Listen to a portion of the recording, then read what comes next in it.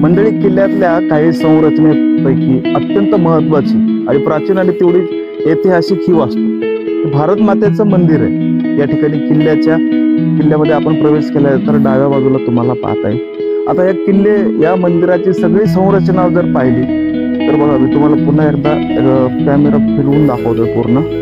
बघा, ह्या मंदिराकडे येण्यासाठी हा मार्ग आहे आणि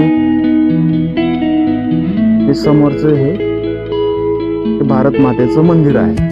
आता हे मंदिर अगोदर दाखवतो आणि मग या मंदिराच्या पाठीमागचा फार एक रंजक असा इतिहास आहे तो पण दाखवतो।